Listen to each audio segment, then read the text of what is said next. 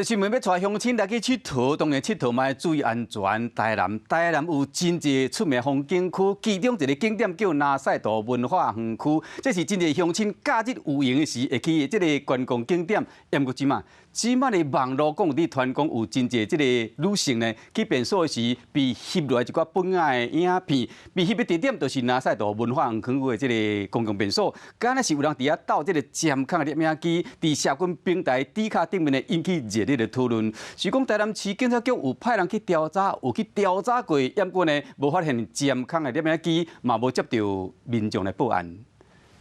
南赛图文化园区充满温情的气氛，阁有各种装置艺术。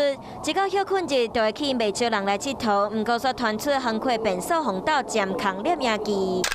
马桶、卫生纸盒，阁有插门，互网友发现，都是伫台南南赛图文创园区的公共便所。社群平台大家拢惊到，有人讲以后会惊，有人讲以后上便所阁爱挂面具。不太敢在外面上厕所了，可能都会在家里上好，这样子应该会比较安全。就只能遮就遮吧，不然也不可能把厕所都翻一遍再上。台南市警局接到通报，随派警察队监视人员来勘查采证。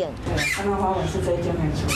警方提出相机和手电仔详细调查，不过搜索了后，无发现任何有盗摄影机的情形。比罪为数年前自旧照片偷拍，依法处5年以下有期徒刑或并科50万元以下罚金。真侪人来来去去的观景点，竟然会发生偷翕的事件，让人感觉真恐怖。不过警方搜查拢无抄到，是因为摄影者不定时盗摄影机，也是已经拆掉，要需要进一步做调查。警方嘛表示，民众上便所的时，嘛要注意敢有可疑的红点，避免互家己变做偷翕影像的主角。